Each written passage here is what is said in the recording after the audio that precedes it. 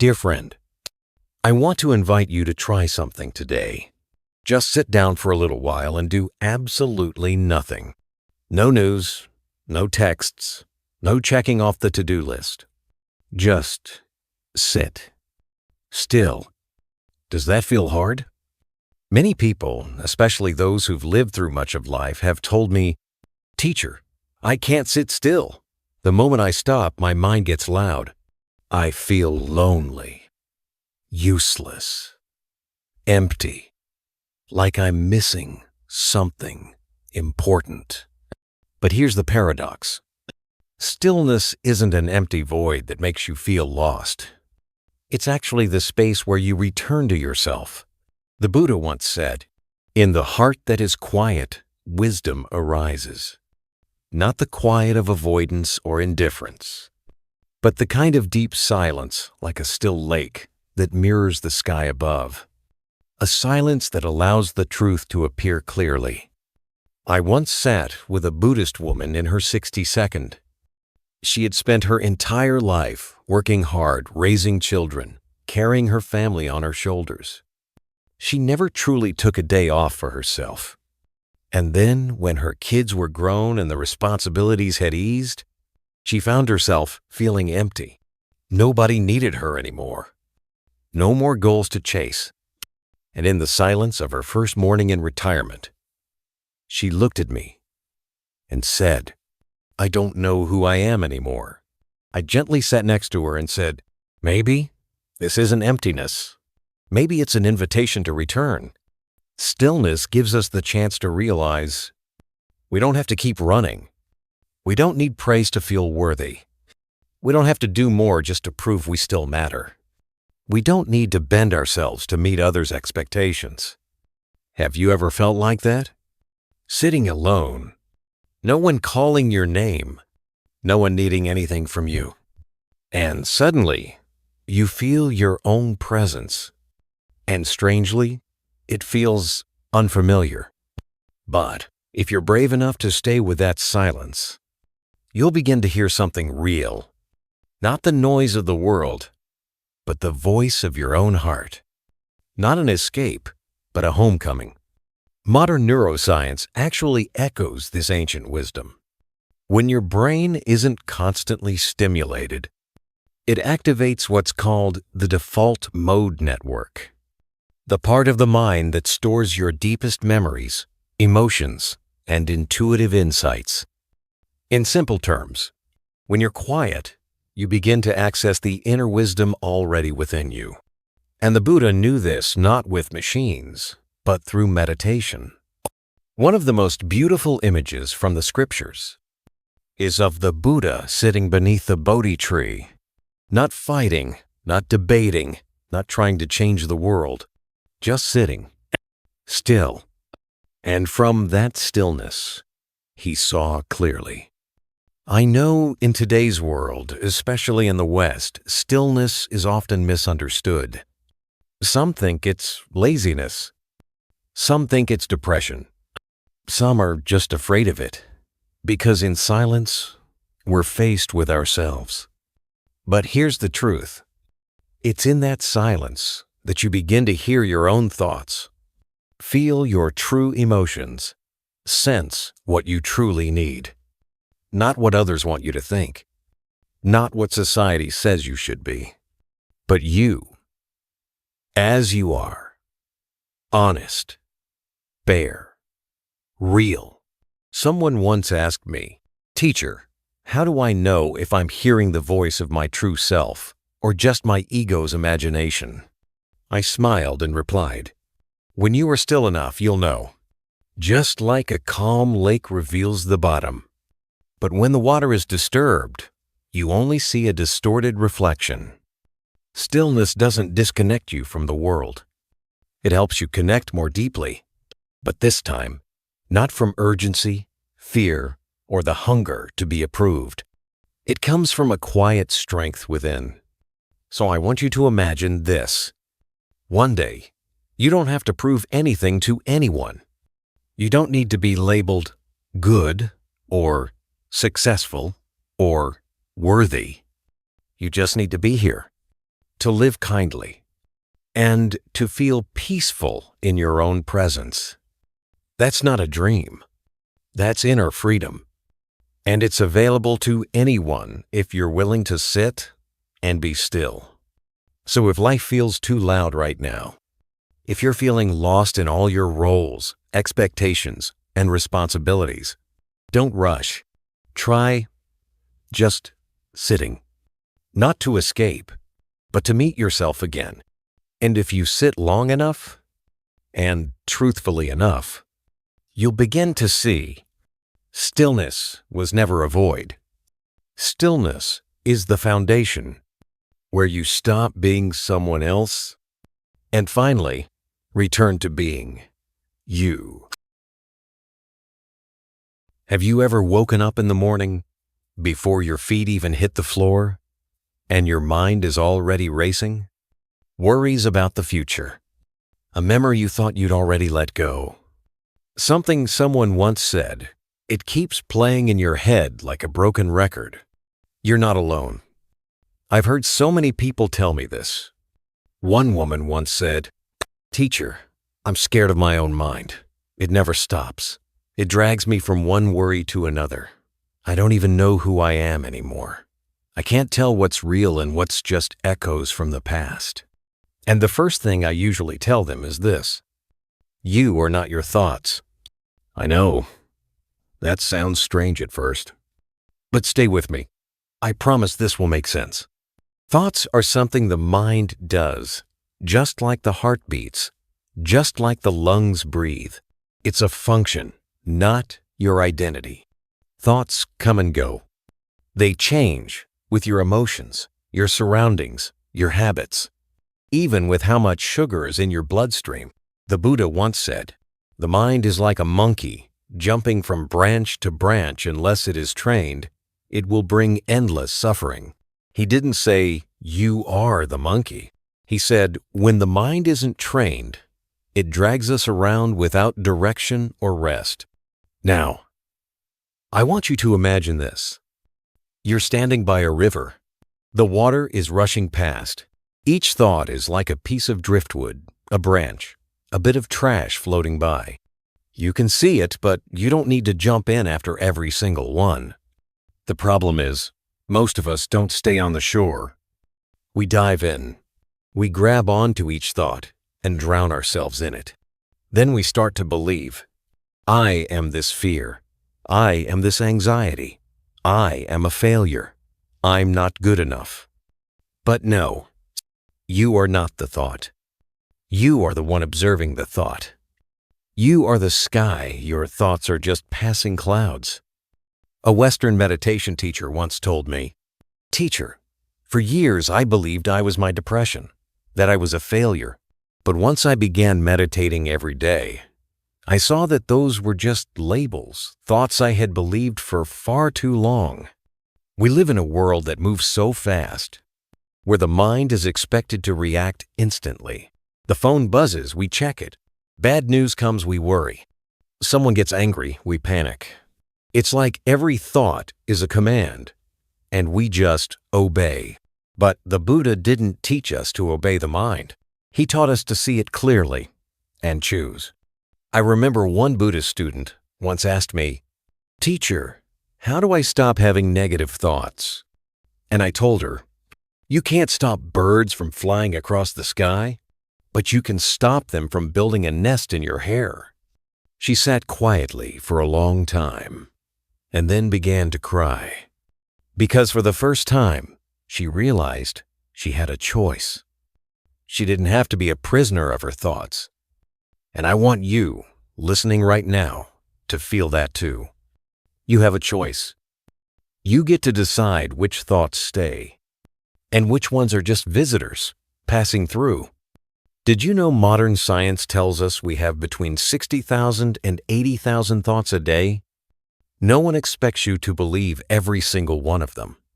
Thoughts are products of the mind. You are the one in charge.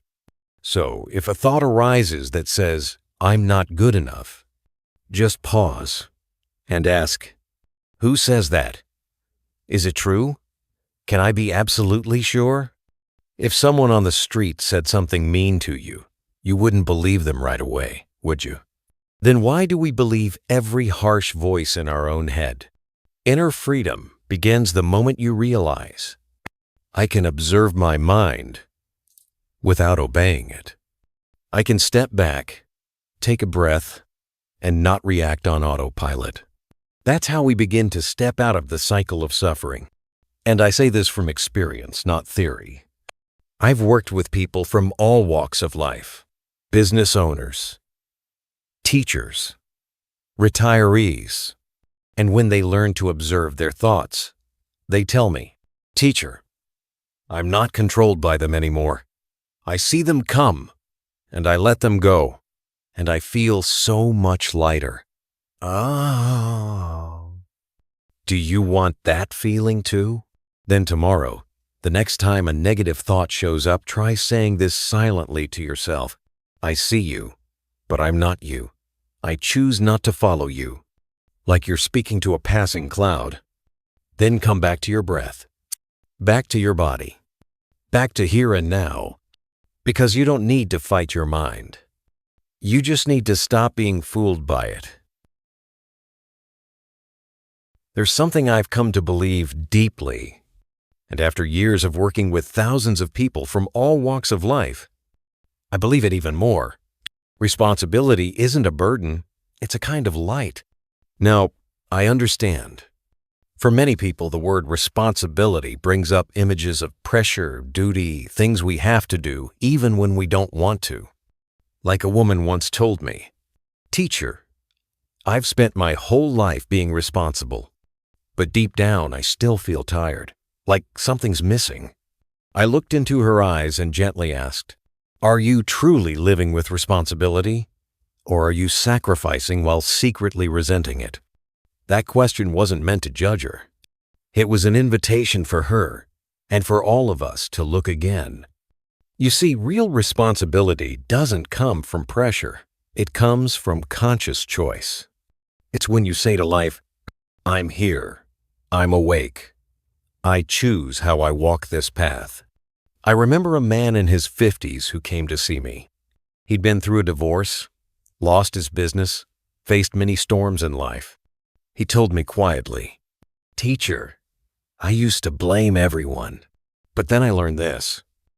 I can't control other people, but I can take responsibility for how I respond." And from that moment, he started again, not from bitterness, but from acceptance. Have you ever had a moment like that? A moment when you realized you can't control the world, but you can choose how to live in it? The Buddha never taught us to control life. He taught us to master ourselves.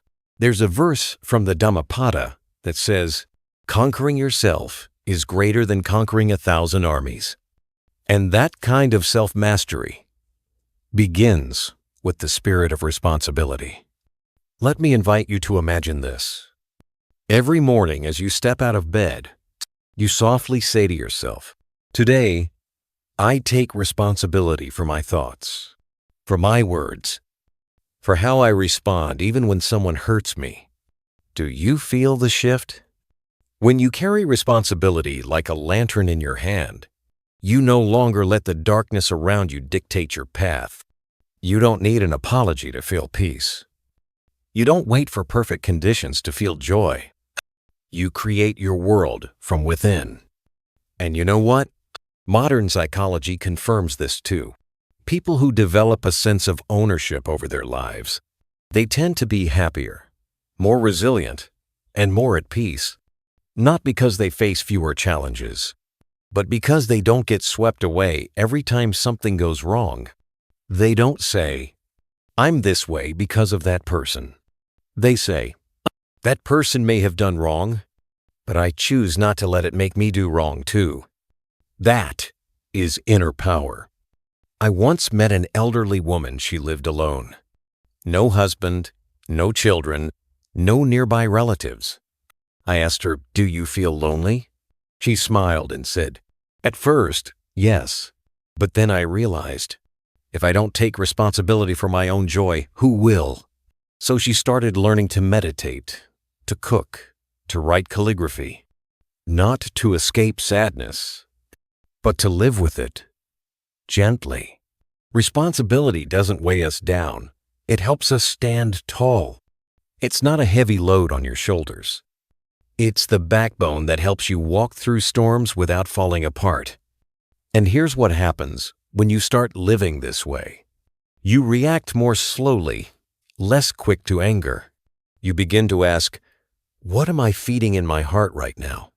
You stop getting pulled into drama and comparison because you're no longer a victim of life. Someone who lives with responsibility has stepped out of victimhood and begun walking the path as a true student of life.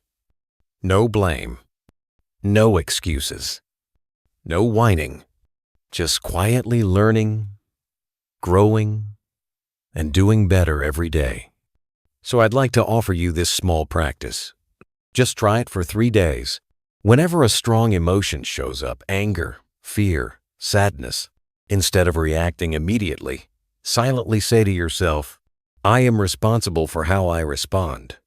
I choose to respond with mindfulness. And you'll notice the anger softens, your breath deepens, and most importantly, you won't lose yourself in the storm. Have you ever stepped outside on a beautiful, sunny day, birds singing, the breeze just right, but still felt heavy inside? And maybe another time, on a gloomy, rainy day, stuck in traffic with people rushing everywhere, yet somehow you felt peaceful like the sun was shining within you. I once asked an older lay practitioner, how does life feel to you these days? He smiled and said, Teacher, the weather's the same, it's just my heart that's different. And he was right. When your mind is at peace, the whole world looks different, not because the outside world changes, but because you're no longer looking through the dusty lens of stress, judgment, or old emotional wounds. I remember once meditating in a quiet mountain monastery. It was peaceful, just the sound of wind and early morning birds. But one morning, even though everything around me was the same, I felt uneasy inside. Little worries started creeping in like someone had opened the drawer of old memories and scattered them everywhere. I sat still and looked at it, then smiled. So it's not the world that's in chaos. It's just the storm inside my mind. Have you ever felt that way? When a friend shows up late, sometimes it makes you angry. But on another day, same person, same delay, you calmly say, no worries. What changed? Not the friend, not the time. Your mind changed. There's a teaching in Buddhism that says, the mind is shaped by circumstances, and circumstances are shaped by the mind.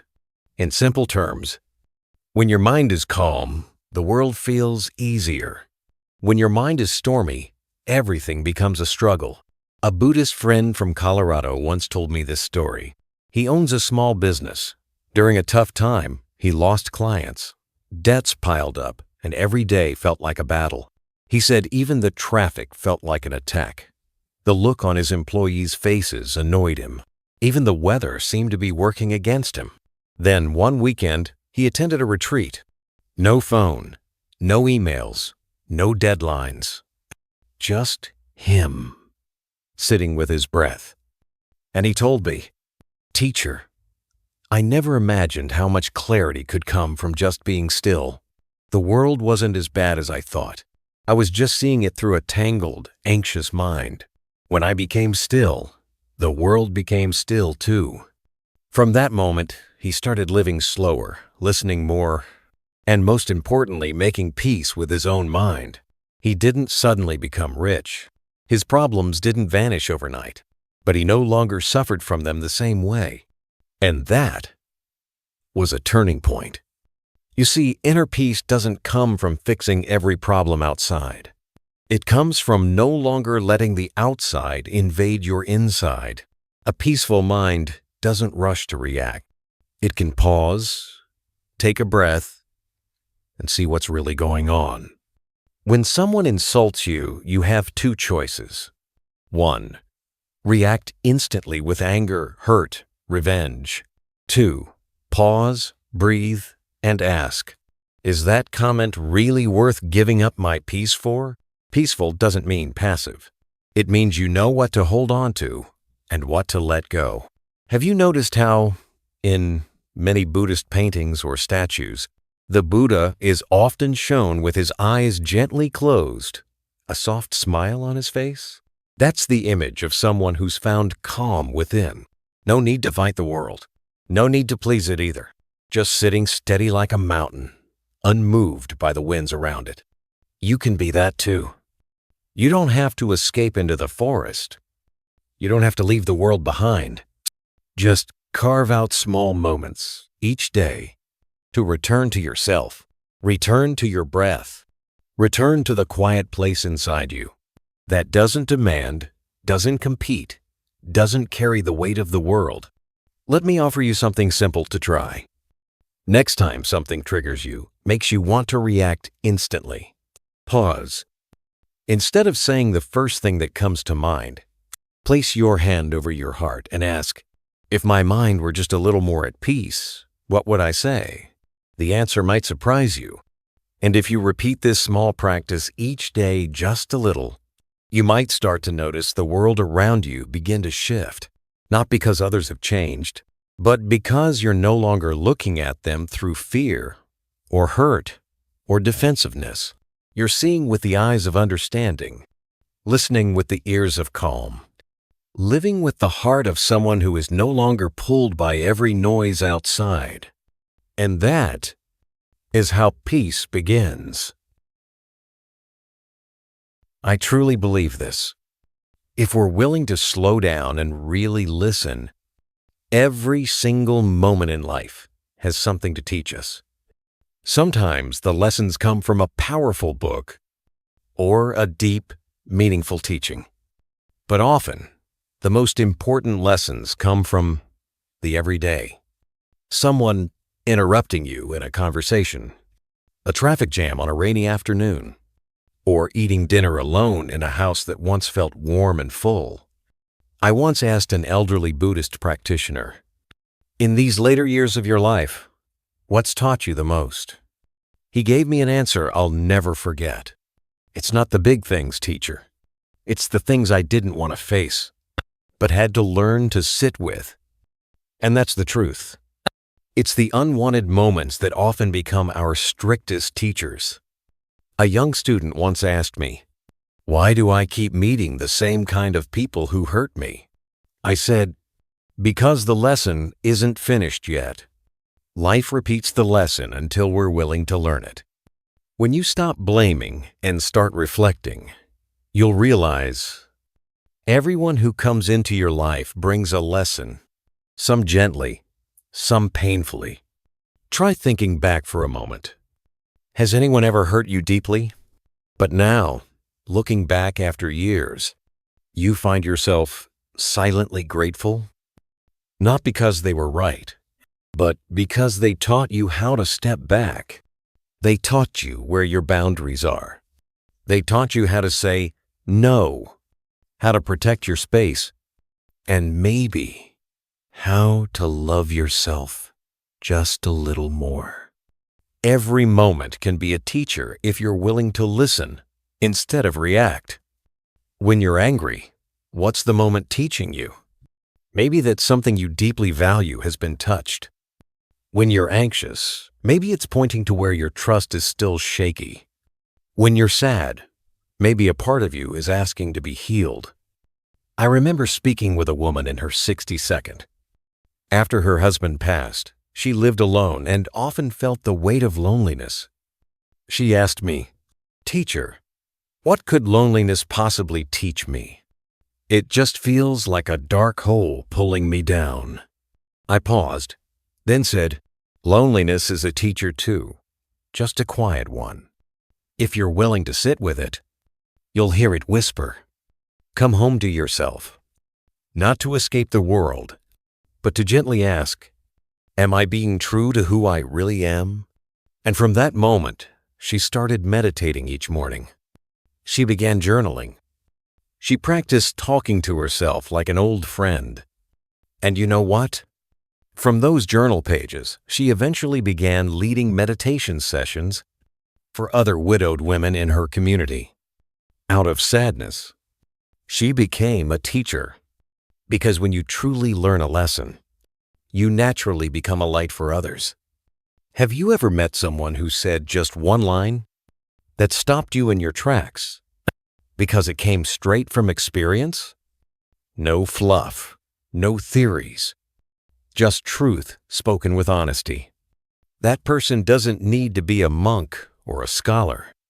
They just need to be awake to each moment. This world isn't short on intelligence. It's short on those who are quiet enough to learn from their own life. In Buddhist teachings, there's a concept called Dhamma Vicaya, the practice of investigating the truth through our lived experience. It means we don't just chant or listen to teachings. We watch our own minds in everyday life. Misunderstood? Learn patience. Successful? Learn humility. Failed? Learn letting go. In love? Learn the danger of attachment. Faced with loss? Learn impermanence. And I believe someone who truly learns from life will never feel that life is meaningless. Because no matter what happens, you can always ask, what is this moment here to teach me? And the answer may not come right away.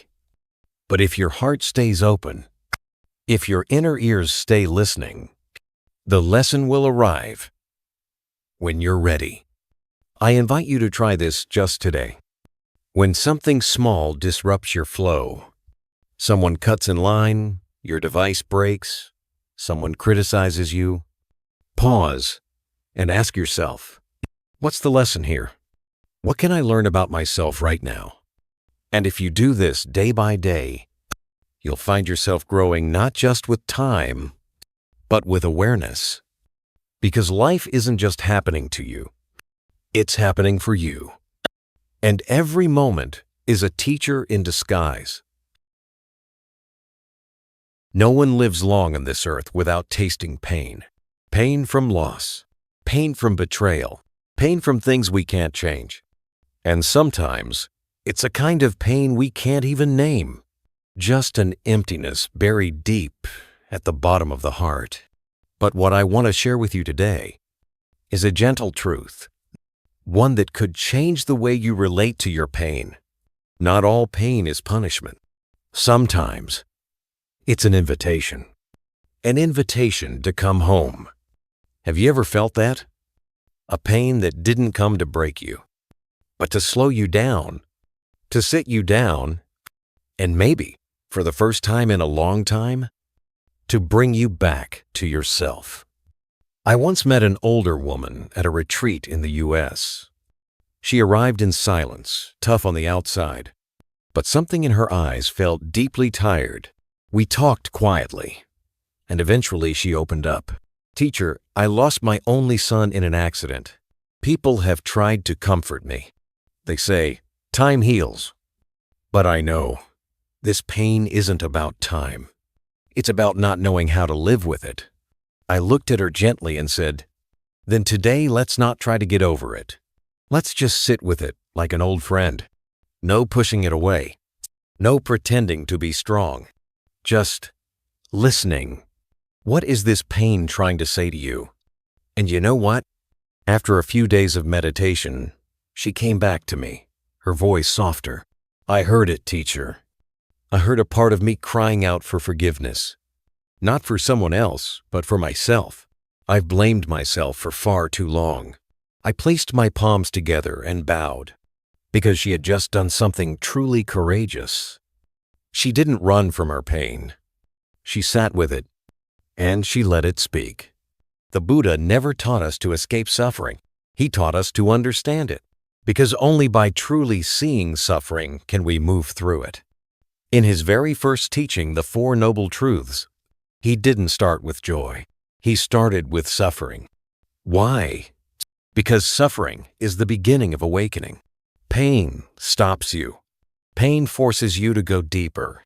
Pain teaches you to listen when all you've been doing is coping and trying to look okay. In modern culture, people often say, stay strong, be positive, don't think negatively. But sometimes, the way we try to be positive is actually how we're avoiding the truth. Some things don't need to be fixed right away. They just need to be felt. To be held like a child crying silently in the corner of the room, not scolded, not rushed, just held by someone who's willing to sit close, take their hand, and say, you're allowed to hurt, and you're still worthy of love. Can you say that to yourself? Imagine this for a moment.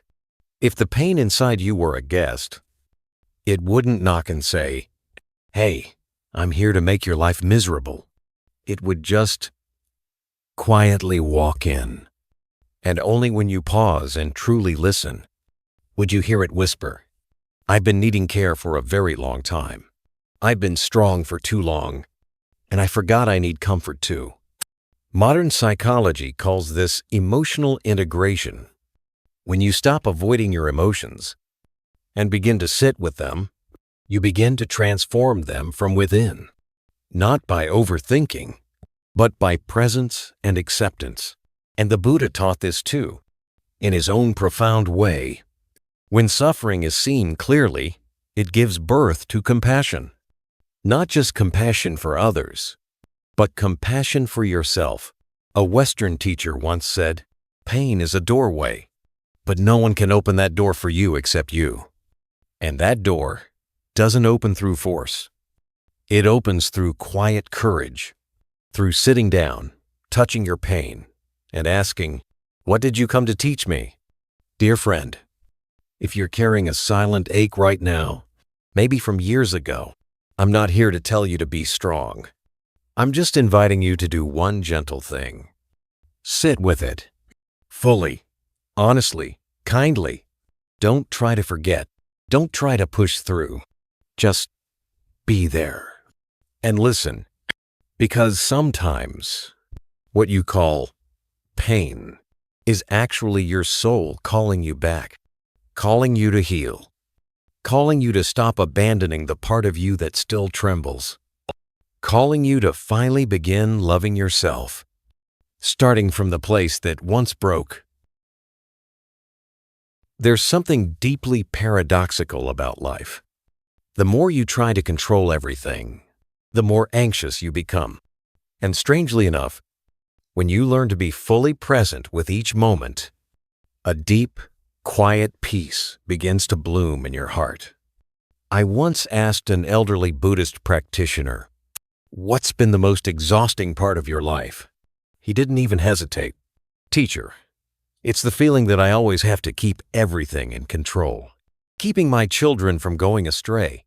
Keeping my partner from drifting away. Holding on to my health, my money, even other people's emotions. And then I realized the more I try to hold on, the more I lose. That answer holds a truth many people only realize after they've walked a long stretch of life. We think peace comes from control. But the truth is, it's the need to control that makes us restless. The Buddha never taught us to manipulate life. He taught mindfulness lives in the present moment, and the present is the only thing we can ever truly touch. Let me give you this image. You're standing at the edge of the ocean. Waves keep crashing in, sometimes gently, sometimes fiercely. You can't order the waves to stop, but you can learn to stand still in the sand with a heart that doesn't panic. That's presence. You don't stop life's storms, but you're no longer swept away by every wave. A woman in her 50s once told me, after her husband passed away, she felt completely lost. Every morning she'd wake up thinking, what can I do to keep my life from falling apart? She turned to self-help classes, read countless books, even tried meditation, but always with the same goal. How do I get control back? Then, one day, during a walking meditation retreat, she did just one thing. She walked, step by step, feeling her feet touching the earth. No fixing, no solving, no analyzing, just being there. And later she told me, "Teacher, for the first time in months, I actually felt alive. Not rushing, not fixing, not controlling, just a human being, truly present with her life." That story reminded me of something essential. When you're present, you don't need to grip life tightly, because you're already holding the moment with the full presence of your heart. You stop chasing certainty in the future because you've found enough in the now. Have you ever felt that? When you're washing the dishes and it's just dishwashing, no thoughts of yesterday, no worries about tomorrow. When you're sipping tea, just sipping tea, no phone, no multitasking, no replying to emails, and you suddenly realize being fully here with one small thing brings more peace than any grand plan for the future. There's a beautiful teaching in Buddhism. Imagine a person carrying a full bowl of water, walking through a crowded marketplace. If they keep looking around at the chaos, the water spills.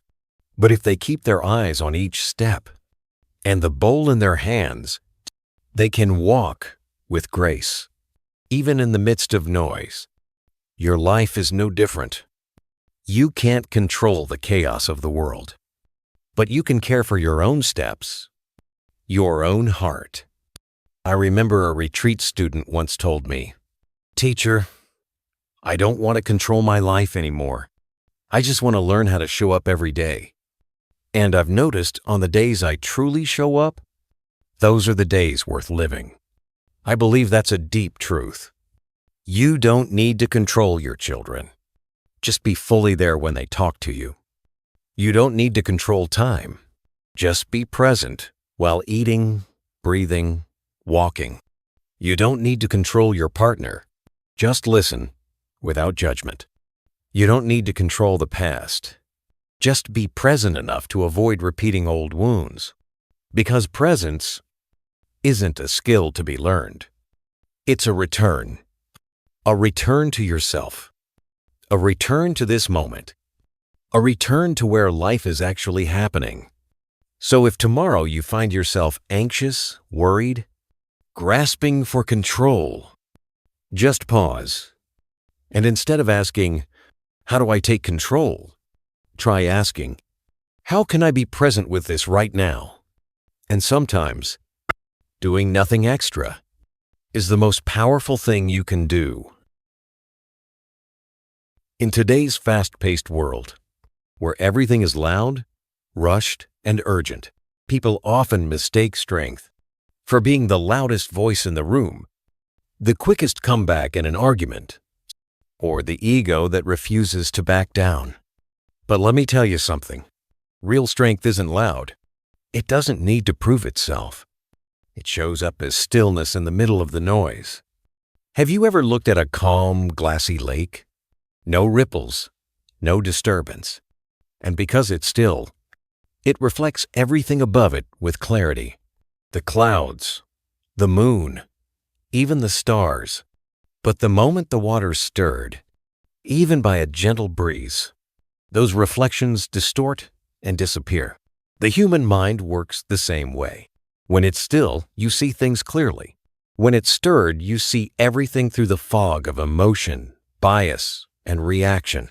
I remember during a talk, a middle-aged man asked me, "Teacher, I find myself constantly reacting to others. If someone yells, I yell back. If someone says something hurtful, I can't stop myself from lashing out. How do I stay calm in moments like that?" I answered him with a simple image.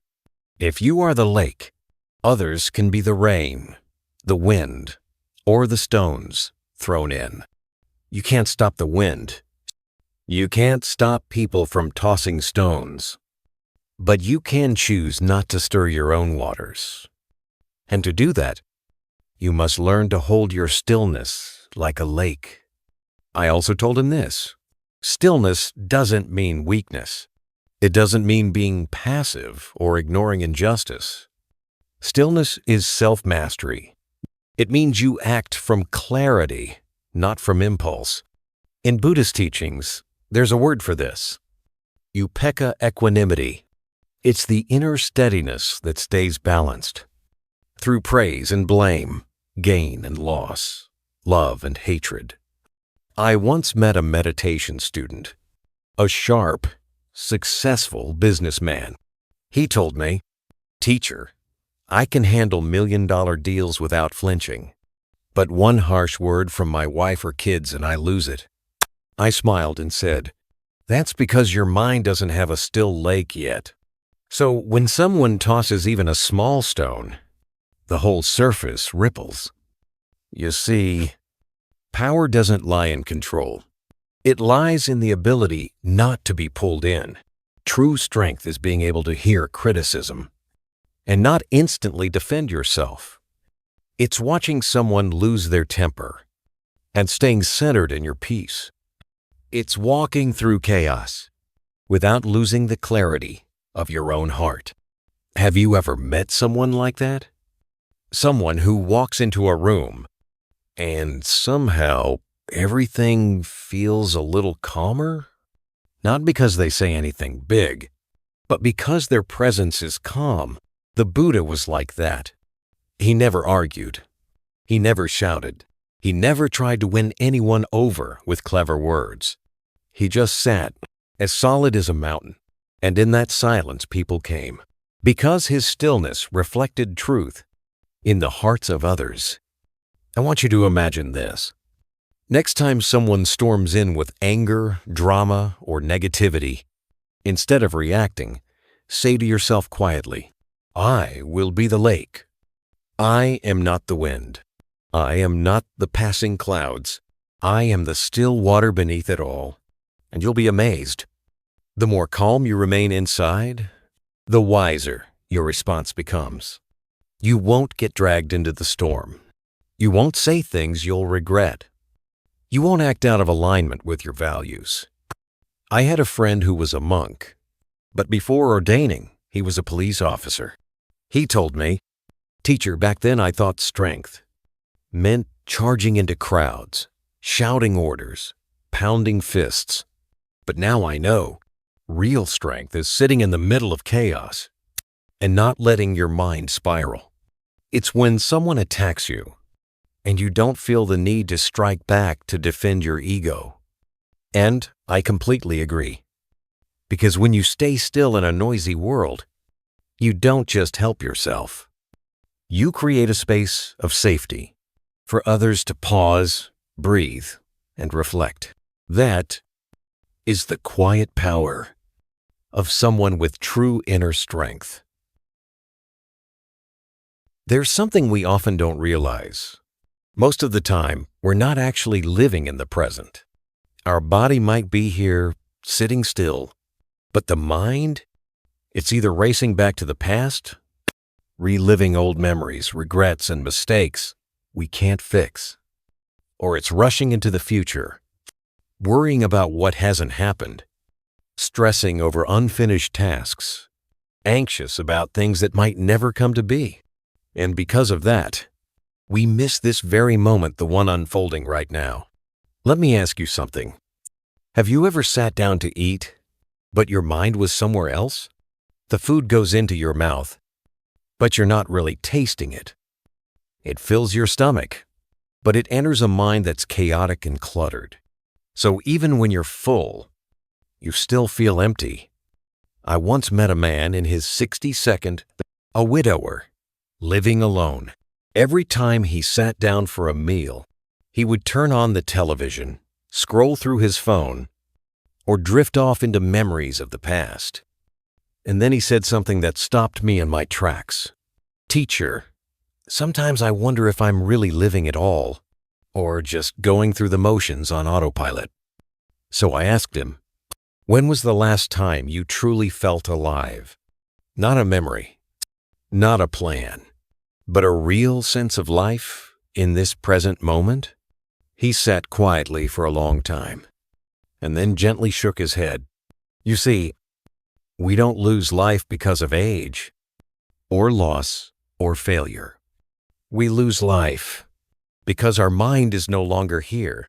In the Buddhist scriptures, the Buddha taught, a person who lives in the present is not swept away by the past, nor pushed around by the future. And he added, the past is already gone. The future is not yet here. Only the present moment is the home of life. I want you to imagine this. You're sitting under a tree. You're not trying to be productive. You're not thinking about yesterday. You're not planning for tomorrow. You're simply here. You can feel the breeze on your skin. You hear the birds in the distance. You notice your own breath rising and falling. In that moment, there's no success or failure, no roles or expectations. There is only one thing, life itself. And that kind of life only reveals itself when you stop running. A man once asked me, Teacher, why do I always feel like something's missing? I have a house, a family, a steady job, but my heart still feels restless. It's like I'm always searching for more. I answered, because you're searching in places where life doesn't exist in your memories. It doesn't exist in your imagination. It lives in your breath. And when you return to your breath, you begin to discover the fullness that's already here. My friend, science now confirms what the Buddha taught long ago. Our brains are wired to drift into the past or into the future, and only mindfulness can bring us back to now. And now is the only place you can truly make a difference. It's the only moment where you can feel deeply, live meaningfully, and experience happiness. A young monk once shared with me, I used to think spiritual practice meant achieving something big. But now I've learned, if I can wash dishes and know I'm washing dishes, if I can walk and know I'm walking, if I can breathe and know I'm breathing, then I've already touched peace. And I couldn't agree more. When you come back to your body and your mind, you come back to your life. And in that presence, everything becomes enough. You don't need a more beautiful past. You don't need a safer future. You just need to be here fully. Try this. Each morning, before you reach for your phone, before you start the day, place your hand on your chest and whisper to yourself, I'm here. I'm alive. And I choose to live deeply, starting with my very first breath. And if, during the day, you catch your mind wandering into a painful memory or an uncertain future, pause, take just a few seconds, and return to your breath.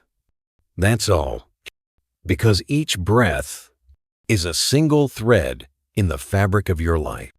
And if you are truly present for each breath, then you're not just surviving, you're living deeply, steadily, and fully present with yourself. We often grow up believing in a very common idea. To live in peace, we need to be in control of everything. Control our job. Control other people. Control time, money, emotions, the future. And so, we spend our whole lives trying to manage every part of the outside world. But eventually, we get tired. Because the more we try to control everything out there, the more lost we feel inside. And one day, maybe after a crisis, a deep loss, or a long sleepless night, we begin to understand something simple but powerful. You don't have to control everything. You just need to learn how to control yourself. I once asked a man in his 72nd, a former CEO who had led thousands of people, Sir, after a lifetime of leadership, what was the hardest thing to manage? He didn't hesitate. He said, My mouth and my mind, teacher. It's easy to get angry, to speak too quickly, to let the mind run wild. All the external stuff is easier to handle, but mastering yourself, that's the real battle. And he was right.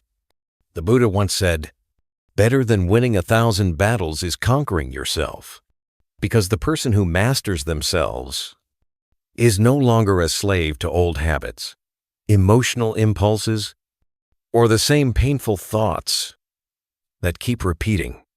Let me give you a picture. You're driving, and someone cuts you off rudely.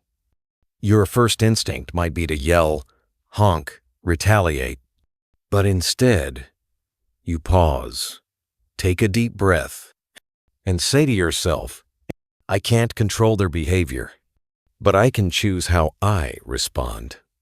That one moment pulls you out of the trap of reactivity. You're no longer a prisoner of your emotions.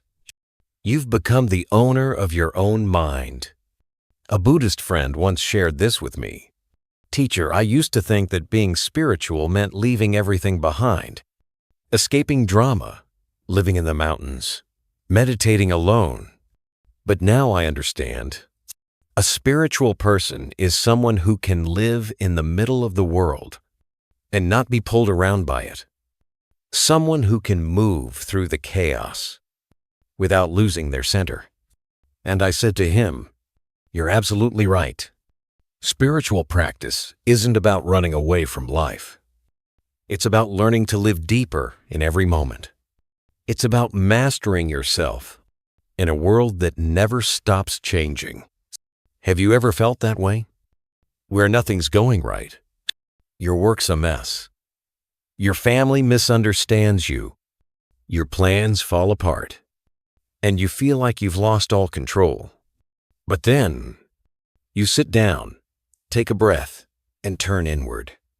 And you tell yourself, "I may not be able to control everything, but I can choose how I move forward. With these feet, and with this mind." In that moment, you're no longer being pushed around by life. You're walking beside it, with awareness. In meditation, there's a practice that's simple but profound. Know what you're thinking. Know what you're feeling. Know what you're about to say, and whether or not it's worth saying. When you're truly present with your inner world, you're no longer tossed around like a leaf in the wind. You become the one holding the oar, not just a passenger in your own boat. I once led a meditation class for people in high-stress jobs, doctors, teachers, and caregivers for terminally ill family members. And the first thing I told them wasn't, "Use meditation to get rid of stress." It was, "Meditate so you know when stress is running your life. And when that happens, pause, breathe, remember who you are." Because when you can master yourself, you don't need everything to go your way to feel at peace. You're at peace because you're living with mindfulness. In the middle-length discourses, the Buddha describes a person with clear awareness as someone who knows exactly what they're doing, saying, and thinking. And it's that awareness, that steadiness, that keeps them from being swept away by cravings or controlled by others. So here's something you can try today. Take just a few quiet minutes. Sit still and ask yourself honestly, what am I thinking right now? Is it helpful or hurtful? What am I feeling in my heart? Am I being led by emotion or sitting with myself calmly? And if you do this daily, you'll notice something. You'll get less reactive. You'll stop feeling sad for no reason. You'll feel more grounded because you're learning to calm the inner wind instead of trying to control the outer storm. And that is where real peace begins.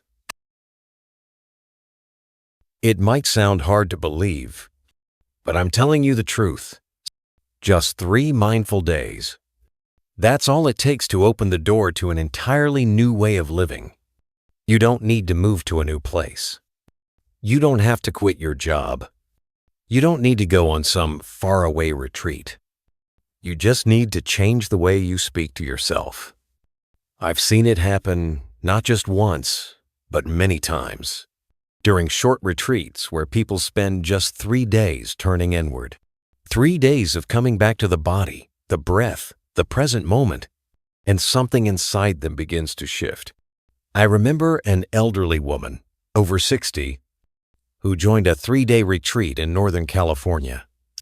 On the first day, she was clearly overwhelmed.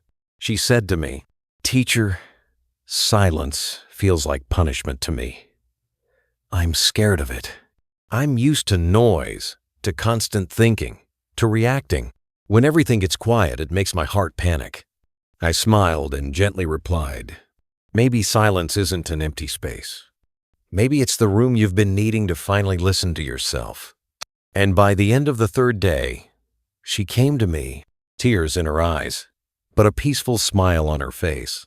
"Teacher," she said, "silence isn't scary anymore. I think this is the first time in my life I didn't say a word. And yet, I understood so clearly what my heart actually needed." Have you ever felt something like that? Where no one gives you advice, no one tells you what to do, but just by sitting still, by being quiet enough, something very clear rises up from within. It's not a voice from the outside. It's your own voice. Gentle, real, and deeply true. All it takes is 3 days. If you're willing to slow down, to speak to yourself with mindfulness, kindness, and awareness, what you'll discover isn't just relaxation. It's transformation. Why can 3 days make such a difference? Because for those 3 days, you stop running on autopilot. You stop repeating those old unconscious patterns. You stop talking to yourself in the same harsh way. "I'm such a mess. Why do I always screw this up? I'll never be able to change." And instead, you begin speaking to yourself like a kind friend. You sit with yourself the way you'd sit beside someone you love. Someone who's tired, scared, or in pain.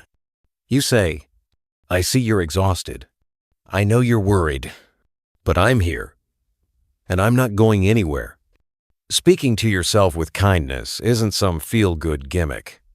It's the beginning of rebuilding the most important relationship in your life, the one with your own mind. Modern science even has a word for it: neuroplasticity. Your brain's ability to rewire itself. When you live with mindfulness for just a few days, your brain literally begins to form new pathways. The old thought loops start to fade. The automatic reactions begin to soften. And suddenly you have the power to choose a new way to live. A way that's gentler, clearer, and more awake. In Buddhism, there's a beautiful teaching: mindfulness of body, speech, and thought. It means being aware of how you move, how you speak, and how you think. And even if you practice that for just 3 days, you'll feel something shift. Not because you've become a new person, but because you've finally come home to the one you were long before life made you tired, rushed, or forgetful of yourself. Let me offer you a picture. Imagine waking up one morning, and instead of reaching for your phone, instead of jumping into your to-do list, you sit quietly for 5 minutes. You place a hand over your heart and whisper softly, "I'm here. I choose to be mindful today, and I'll speak to myself with compassion and understanding." And then, for 3 days, just keep showing up like that. Whenever a negative thought pops up, instead of following it down the same old path, you pause and say, "I see you, but you don't get to drive today. I'm here now, and I'll choose the road of mindfulness." 3 days might sound short, but if you truly live them deeply, they can open up a long, lasting path ahead with a version of you who's steadier, clearer, and more connected to your true self. You don't have to get everything right. You just have to begin with yourself. Slow down. Listen. be present, and speak to yourself in the voice you've always wished others would use with you, the voice of love, of acceptance, and of understanding. 3 days of mindfulness. It may not change the whole world around you, but it can change the way you live in that world, from the inside out. Let me ask you something truly, from the heart. When was the last time your emotions took over? Maybe it was a morning when someone said something that hurt, and your whole day just didn't feel right. Or maybe it was a night when worry kept you awake. Worry for your kids, your job, your future spinning so fast you couldn't find rest. Or maybe it was a moment when anger came up so fast you said things you later wished you could take back. We've all been there. So have I. But through practicing the Buddha's teachings, I've learned something that changed my life. Emotions are real, but they're not the homeowner. They're guests. They come, they go. And you don't have to hand over the steering wheel of your life every time one shows up.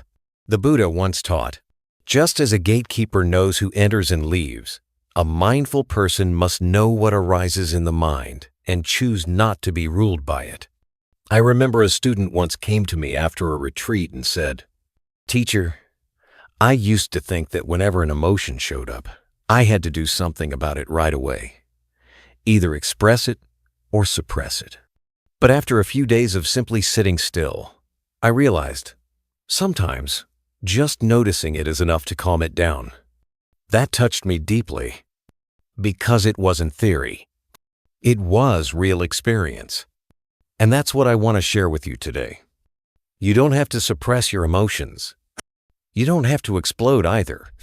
What you can do is learn to simply observe, like watching a wave pass through the ocean. Let me paint a picture for you. When anger rises, instead of letting it flare up like wildfire, pause for a breath and ask, what value of mine just got hurt? Maybe it's respect.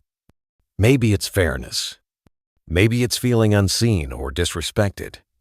When you ask that, you stop being angry just because someone else was wrong. And you start to see the truth.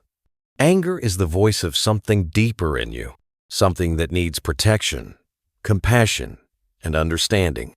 And when you understand that, you stop reacting like someone out of control. You start responding like someone who's learned how to care for themselves even in the storm. Or when worry comes, instead of drowning in what might happen, you can whisper to yourself, "This is just a wave, not a prophecy." Can you feel the power of that? That soft whisper may seem small, but it does something powerful. It reminds you that emotions are experiences, not your destiny. In meditation, we often teach, emotions are like passing clouds. There are gray skies, storms, and rain, but the sky itself remains untouched. The clouds never erase the sky. And your mind is just like that. I once spoke with a woman who said, "Teacher, when I get angry, I don't feel like myself anymore. It's like I become someone else entirely." I looked at her gently and asked, "Have you ever simply stood still and watched the anger? Like watching a child having a meltdown?" She paused, surprised, then said, "Number, I've only ever judged myself. I've either bottled it up or lashed out." And that is where so many of us get stuck. We were never taught how to sit with our emotions, only how to do something with them, fight, flee, or fix. But the Buddha taught a third way. Observe. Don't rush to conclusions.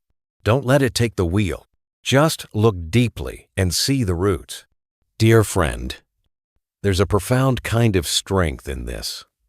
You can feel your emotions without being ruled by them, like hearing music, but choosing not to dance unless you want to. You can feel sadness, anger, fear, and still stay grounded. Because you know, emotions don't define me. I have emotions, but I am not those emotions. Modern neuroscience supports this too. Emotions come from the limbic brain, the most primitive part. But you also have the prefrontal cortex, the part that lets you observe, reflect, and choose. And every time you practice mindful awareness, your brain changes. You become clearer, your heart steadier, and life somehow feels lighter. Try this tomorrow. When a strong emotion rises, instead of reacting, take 3 deep breaths. Then ask yourself, what part of me is this emotion speaking for? Can I hold it without letting it pull me away? And if you practice that each day, you'll begin to see something beautiful. You don't have to run from your emotions. You just have to become their friend. Like sitting with a crying child who just needs to be seen. And in that moment, you become the adult in the room of your own life. The adult who knows how to hold steady, even when the waves come crashing in. There's something I want to share with you today, something I've come to understand after many years of practice, teaching, and listening to countless stories from people just like you. Every reaction you have is a mirror. It reflects not who others are, but what's still unresolved within you. What triggers your anger? What brings you sadness? Or even what makes you happy? These don't actually come from other people. They come from the parts of yourself that still need light, still need healing. A senior Buddhist practitioner once shared this with me after a meditation retreat. She said, "Teacher, I always thought my husband was the one making me suffer. But when I sat down and looked deeply, I realized it wasn't him. It was me. I've always been overly sensitive to his silence because I grew up terrified of being abandoned." I looked at her and nodded slowly. Yes, emotions are real, but they're not always right. And when you learn to look inward, you'll see people can only touch what already lives inside you. Have you ever felt that way? Maybe someone said something small, but it hit you much harder than it should have. Or maybe they said something others wouldn't even notice, but you couldn't sleep that night because of it. It's not because that person was cruel. It's because your heart is still carrying a wound.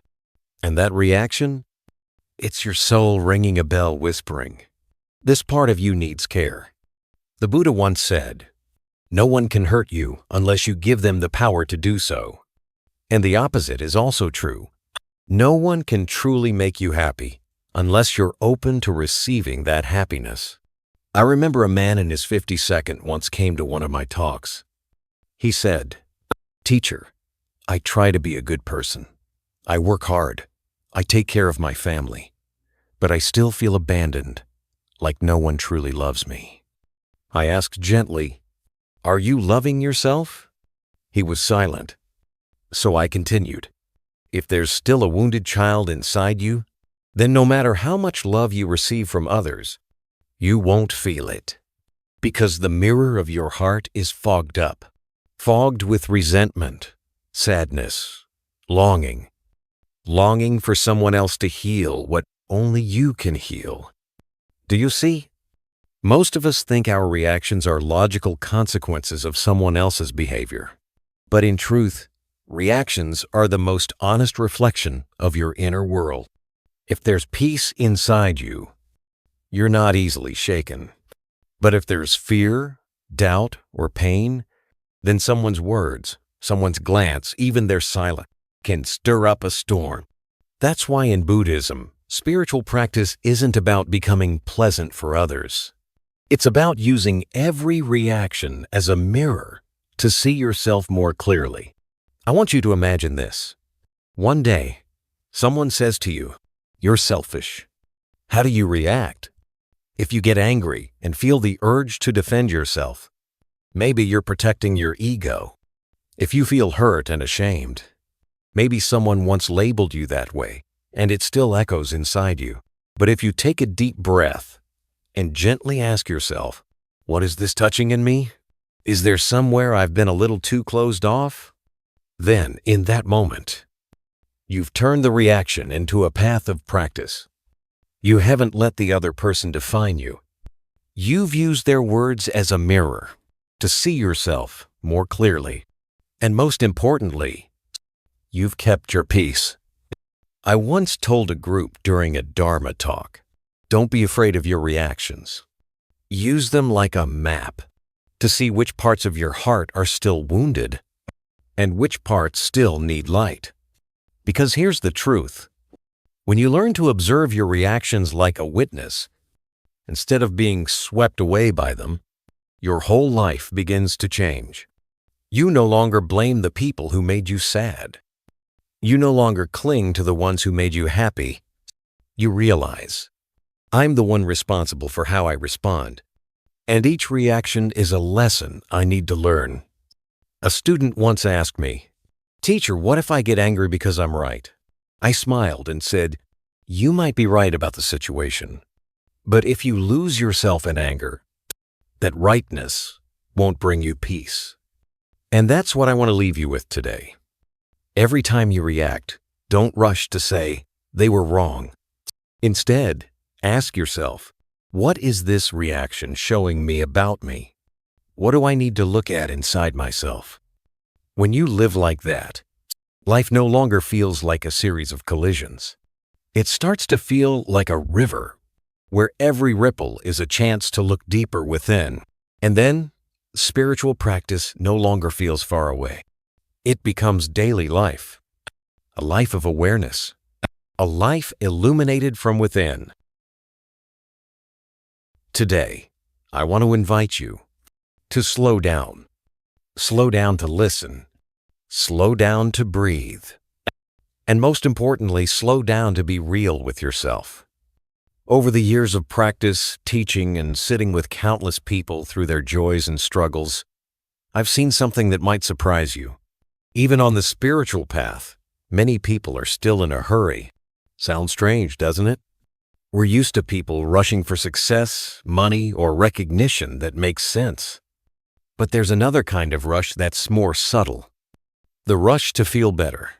The rush to be enlightened. The rush to see results. A woman in her 62nd once told me after a few months of meditation, "Teacher, why do I still feel so sad? Why don't I feel peaceful like people say I should?" I looked at her gently and replied, "You don't need to go fast. This path isn't measured in months or years. It's measured in mindful steps. If today you're able to recognize your sadness and not run away from it, that in itself is a powerful step on your path." Have you ever felt this too? That desire to change so badly that you actually lose the patience to let change truly happen? You push yourself to be different. You demand yourself to wake up faster, to stop suffering. But in that very pushing, suffering grows even more. Let me offer you an image. Imagine you're standing by a muddy pond. If you keep stirring it, trying to make it clear instantly, the water only gets murkier. But if you just let it be, if you stand still, breathe deeply, and stop trying to fix it, the mud will naturally settle, and the water becomes clear on its own. Your mind works the same way. The more you force it to be still, the more restless it becomes. The more you chase clarity, the more clouded it feels. The Buddha never taught us to speed up. He taught us to be present with every step. That step might be slow, but if it's steady, you won't lose your way. In the Anguttara Nikaya, the Buddha said, "Even walking step by step, if one does not turn back, one will arrive at the destination." And I want you to remember that, especially if you feel like you're moving too slowly. If you've ever thought, "Why is everyone else progressing faster? Why am I not feeling anything yet?" Please know this. Every soul moves at its own rhythm, but only those who stay mindful, go deep, go far, and go home to themselves. I remember once sitting with a man in his 72nd. He said to me, "My whole life I've done everything fast. Fast money, fast solutions, fast living. But since listening to the Dharma, I realized I've moved so fast that I never fully lived anything." I looked at him and smiled. "Then, you've already begun the spiritual path. Because true practice isn't about how many scriptures you memorize or how often you chant. It begins when you can pause and truly see how you've been living. And from there, slowly, gently, begin to live differently. Dear friend, if you're feeling tired, overwhelmed, or just lost today, I'm not here to tell you to push through. I'm simply inviting you to sit down with yourself. Don't do anything. Just breathe and listen to what's there. You might find an old sadness, a quiet worry that hasn't been named, or maybe just an empty, hollow space. Whatever you find, let it appear. No rush to fix it. No rush to forget it. Just see it, and you've already started letting go. The path of practice is not like leveling up in a game. It's about living each day with a little more depth, a little more honesty, a little more clarity. Others may not notice anything changing in you, but you will know. You're getting a little less reactive. You're learning to hold back that one sharp comment. You're remembering to breathe before you speak. And those are the most powerful changes of all. Changes that no one needs to praise, but they quietly change your whole life. Slow down to see. Slow down to understand. Slow down to release. And slow down to truly live. That's the one message I hope you carry with you today. I want to begin today with a simple question. Have you ever reacted on impulse and then asked yourself later, why did I do that?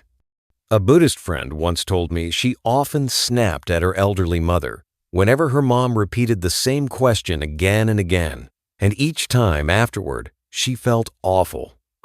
She didn't want to get angry, but somehow, the anger kept rising like a reflex she couldn't stop.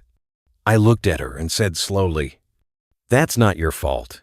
It's a signal, a sign that you need stillness, so you can clearly see what's really running the show inside you. From stillness, wisdom arises.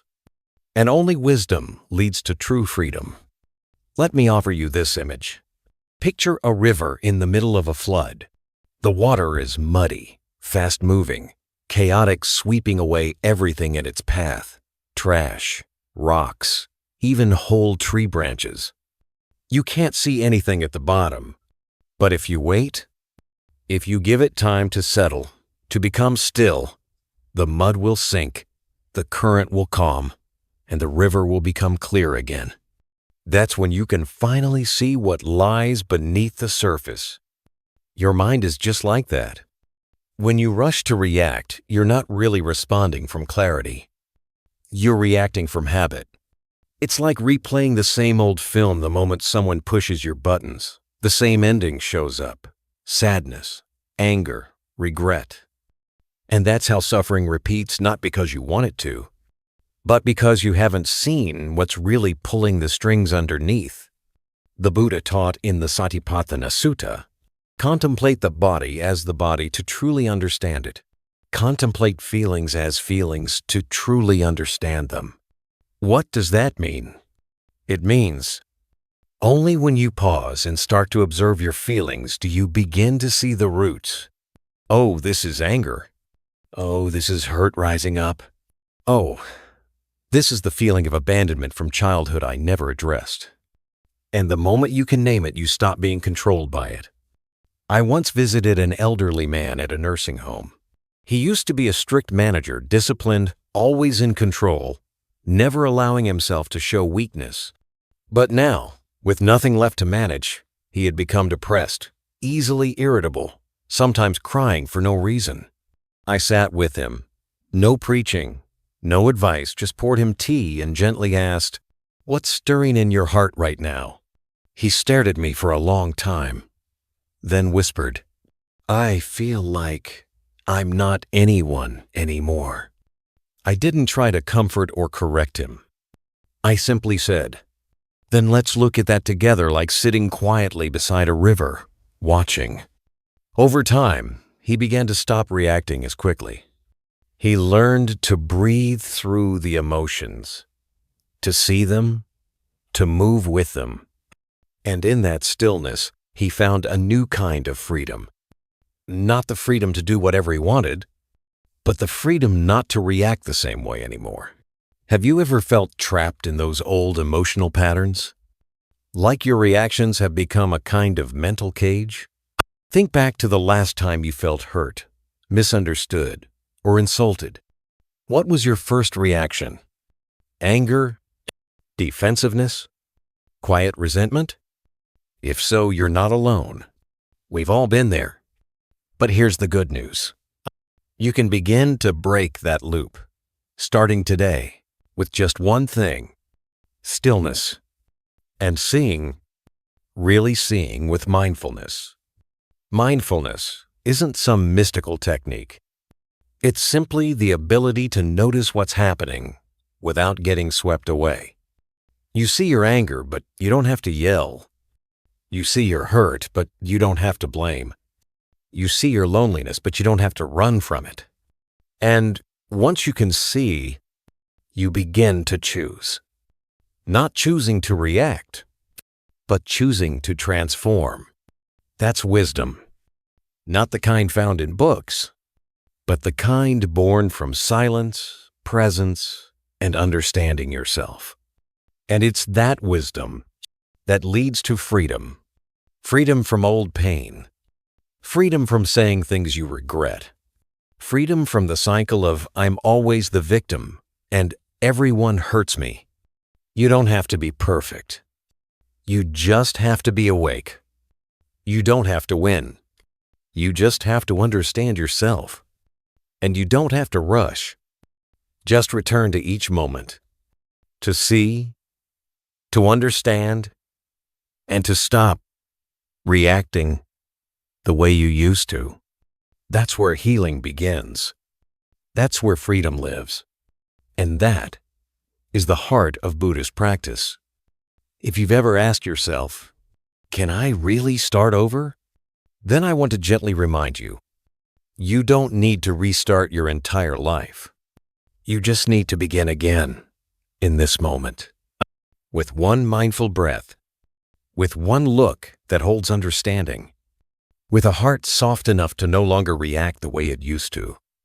None of us were born perfect, but every single one of us has the capacity to return, to look deeply, and to transform. Every emotion you felt, it wasn't a mistake. Every wound you carry, it's not the end of your story. They're simply reminders that you deserve to live with inner freedom, not trapped in cycles of unconscious pain. If today, even just one sentence in this video touched you, if one idea made you pause, breathe a little deeper, soften just a little more, then I believe you've already planted a seed of mindfulness within you. And if you'd like to keep watering that seed, I invite you to walk this path with us at Buddhism Seeds. Click subscribe, tap like, share this video if someone you love may need it, and leave us a comment. It doesn't have to be long, just let it be honest.